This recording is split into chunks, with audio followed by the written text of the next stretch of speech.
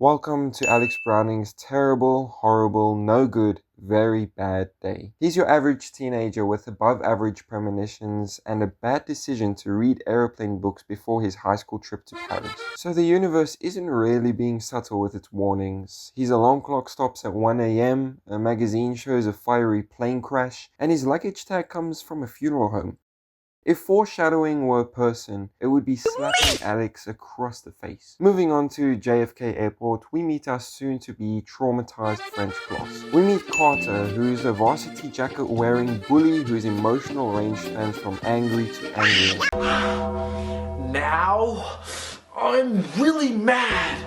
Then we meet Terry, who's Carter's girlfriend, who clearly missed the don't date jokes memo. Then we meet Claire Rivers, who's an artistic loner who paints death scenes for fun. This will be important. There's Billy, who's the class clown with survival odds lower than a red shirt in Star Trek. Then we've got Todd, who's Alex's best friend with immaculate hair gel application skills. Then there's Miss Luton, a teacher who definitely did not sign up for the supernatural nightmare. Yeah, that's about it. So they're all board flight 180, unaware that they're all in a horror movie. So Alex buckles up, sweating bullets, and the plane takes off. The turbulence hits, oxygen masks drop, and the cabin tears apart. People get sucked into the sky, explosions, screaming, fire, death, and then Alex wakes up. It was a dream. But everything starts happening exactly as he dreamed. The same baby crying, the same song on his headphones, the same creepy flight attendant.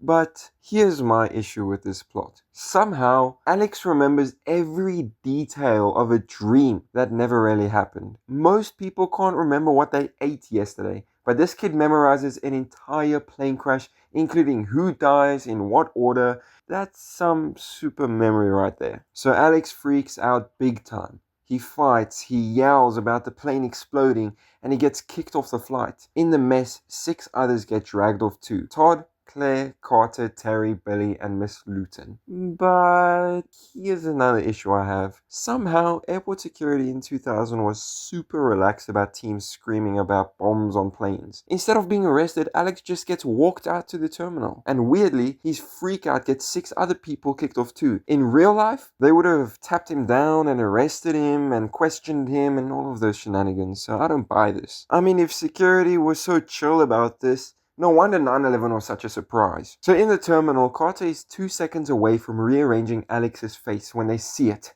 Flight 180 explodes midair, exactly as Alex predicted. They are traumatized, and they're all staring out and realizing that they've all been saved by the teenager having a meltdown. Congratulations on not dying horribly in a plane crash. Your prizes include an FBI interrogation, survivor's guilt, being that weird kid who predicted mass death, and a complimentary target on your back from death itself. So the school holds history's most awkward memorial service. Todd is grieving his brother who wasn't lucky enough to follow Alex off the plane. Carter's processing trauma through rage. Claire is drawing even darker artwork. Miss Luton avoids Alex like he's patient zero in a pandemic. Meanwhile, Alex is connecting invisible dots on his bedroom wall, convinced that there's a pattern to all of this. And spoiler alert, there is. And it's not good news. Todd's bathroom becomes a horror show when a simple shower turns deadly. He slips on water, gets his neck caught in a clothesline, and does an unwanted gymnastics routine that ends with him strangled in his bathtub. The police call it suicide, but Alex knows better. Death just collected its first debt.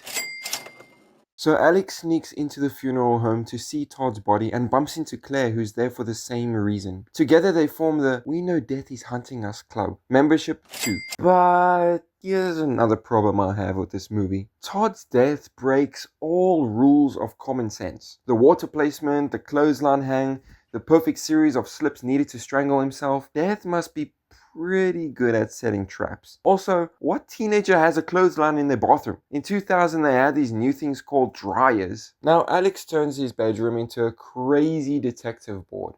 He's got string, newspaper clippings, photos. He's got everything. And he finally figures it out. Death is following the seating order from the plane. He's killing them one by one. And next on Death's list, it's none other than Carter, the angry jock. But first, here's another issue I've got. Somehow, Alex becomes an expert on Death's plan after reading nothing about it. There are no books on what to do when death is hunting you. No websites, no earlier cases. Yet, Alex instantly gets the complex rules of a supernatural force that's existed forever.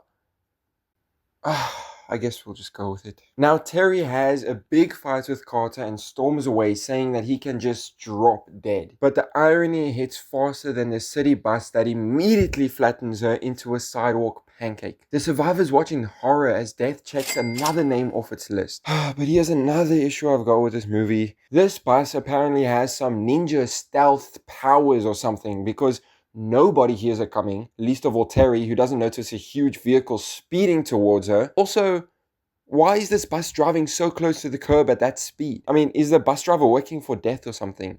Anyways, moving on to Carter, who's now sad and crazy with grief, decides to play chicken with death. He parks his car on the train tracks, daring the universe to take him. But when the train actually comes, Carter becomes a little girl and changes his mind. But his seatbelt gets stuck, so Alex has to rush over and save him, and he succeeds. But poor Billy, standing in the wrong place at the wrong time, gets his head cut off by flying car parts. So the survivors realize that they've messed up Death's order. The rules have changed, but the game is still on. And here's another issue I've got. I'm sorry, but Carter's seatbelt, which worked fine during his crazy driving, suddenly jams at the most dramatic moment, and apparently Billy thought the safest place to stand was right in the path of flying car parts.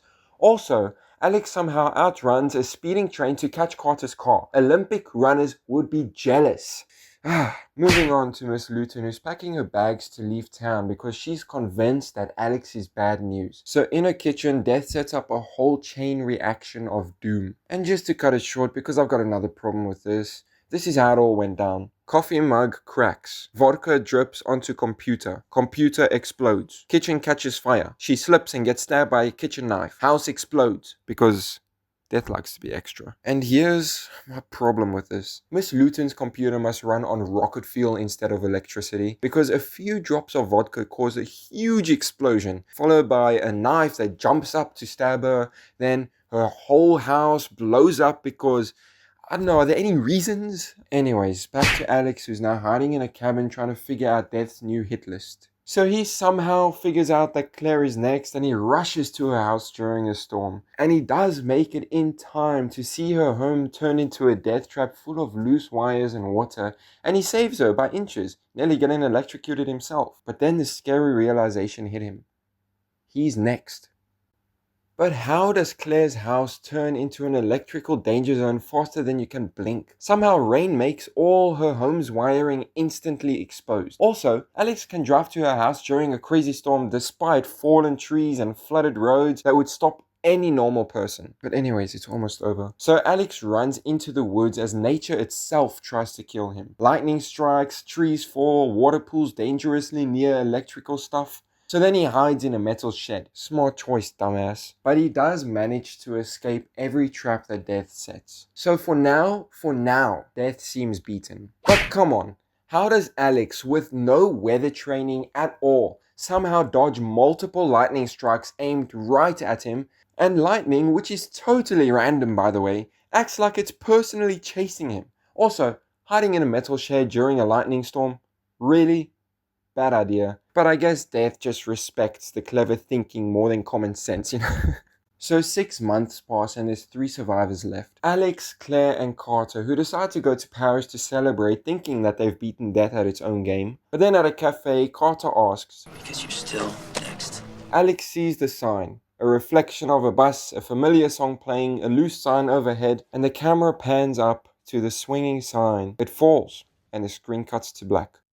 Death always collects its debts. But come on. After surviving multiple creative death attempts, the gang decides to tempt fate by going to Paris. Come on. the exact place they were heading when the whole mess started. And they sit at an outdoor cafe with an obviously loose sign hanging overhead. At this point, you know what? They're basically asking for it. Just kill them. Anyways, it's over. The moral of the story, next time you have a dream about an upcoming death, maybe just stay home and order pizza. Also, you probably want to avoid airplanes, bathrooms, kitchens, train tracks, buses, and basically anything that could possibly kill you, which is everything.